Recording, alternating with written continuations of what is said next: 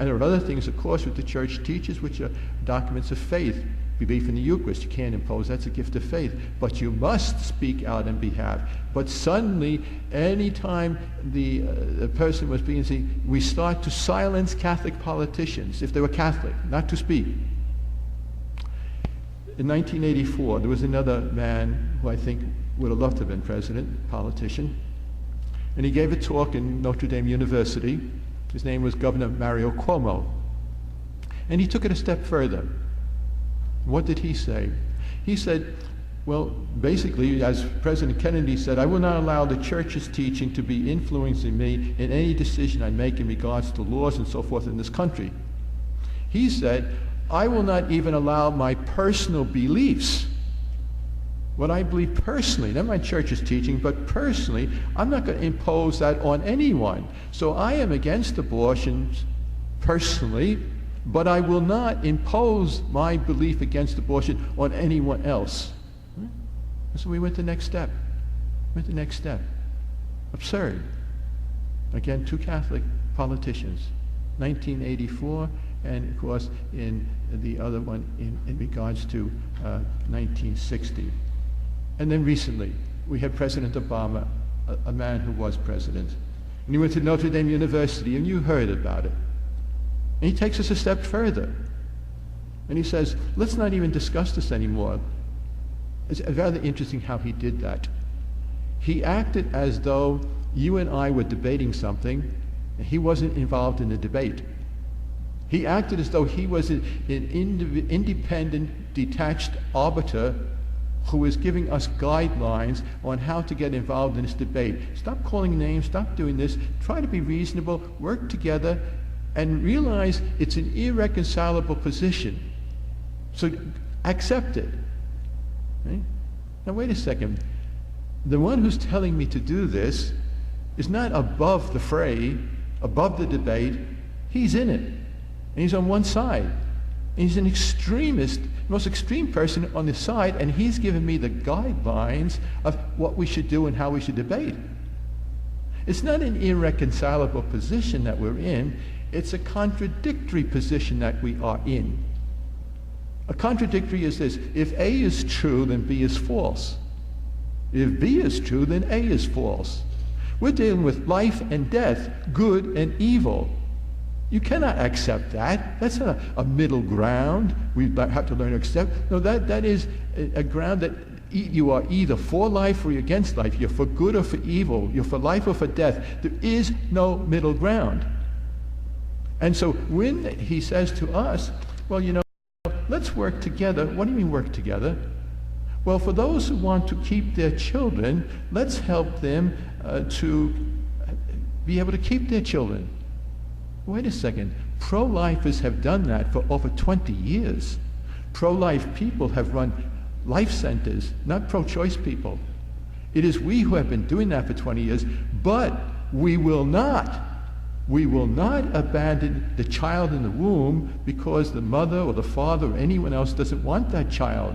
We will not abandon the mother who is going to make this foolish decision and will regret it and would wish to God that we were there. We are not going to abandon those children. That's a position that's not irreconcilable. We will not accept it because it's not. Every child in the womb wants to live, not just the child in the womb that the mother wants to keep the child. Every child wants to live. And so don't, again, the idea of don't take anything that the church teaches and bring it into the public forum. Of course that's stupid because the church teaches many things that applies to all mankind about the natural law. Don't take any of your personal beliefs and act on them. Well, what am I, a robot? And don't even be involved in the area of helping the mother who is foolishly going the direction of having an abortion and the child who's screaming out silently for our help and our love and our care. Don't bother with that? No, my friend, we will. And we will speak, and we will help, and we will continue.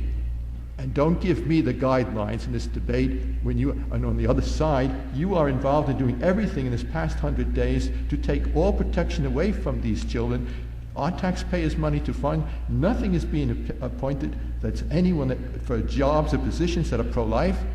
And I have to, no, I don't. I have to use my head. Wait a second. And so we gather here this morning. And we gather here this morning, and we do it in a Christ-like way, love. We will give a public witness, and we'll reach out to the mothers who are thinking foolishly of getting rid of their child this morning. We've read it this evening. Yesterday I was outside an abortion clinic. There was a beautiful young girl, 20 years old. And she came, and her friends brought her. And I was there when she came back out. And she came back out, totally broken, weeping uncontrollably. Okay? No, we can't abandon that woman after the abortion, before the abortion. We can't abandon that child. Those people need us. And so this morning, that's what we do. We go, actually not us, but Jesus in us, and we bring Christ to a world that desperately needs it. We proclaim the sacredness of life, the life of every child in every womb, and we proclaim that the mother who's caught in this culture of death, she needs Christ before, even after the abortion. And we have to be present in love to her. We cannot simply leave this fray, leave this battle. This is the battle of the Lord, and this is holy ground. And what we are involved in is to be God's instruments and God's presence in the world. And it's in that spirit then that we continue to offer this Mass, and with the power of God, Jesus Christ in us, with the guidance and leadership of Mary, our mother, we will go to the place, the modern day Golgothas and Calvaries today, in which innocent blood is shed, people are being exploited, and they're crying out for Jesus to come there. Jesus, come, we need you. And he comes through you and through me.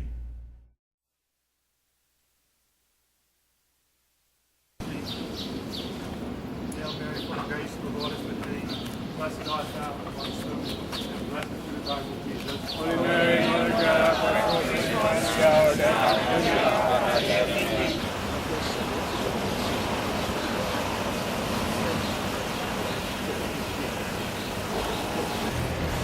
Hail Mary, full of grace, the Lord is with thee.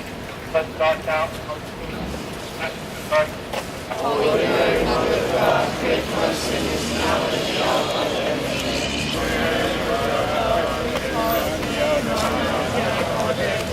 Glory be to the Father, to the Son, and to the Holy Spirit.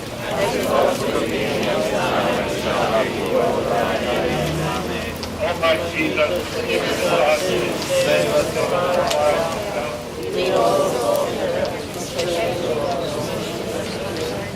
Who made the darkness bright, who will bring my life to end? Oh, shine. Here I am, Lord. Is it I, Lord?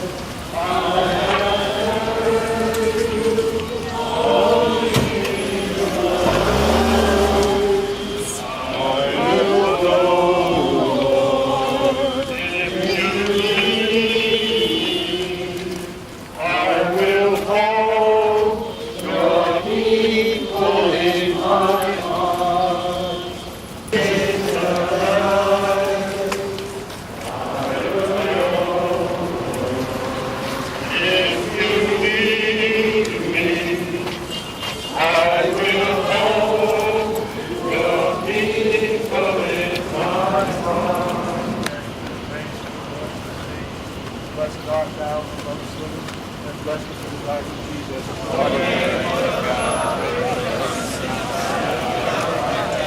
Hail Mary, full of grace, the Lord is with thee. Blessed art thou amongst women, and blessed is the fruit of thy womb, Jesus. Holy Mary, Mother of God, pray for us sinners now and at the hour of our death. Amen. Hail Mary, full of grace, the Lord is with thee. Blessed art thou amongst women, Holy Mary, Mother of God, pray for us sinners now and at the hour of our death. Amen. Hail Mary, full of grace, the Lord is with thee. Blessed art thou amongst women, and blessed is the fruit of thy womb.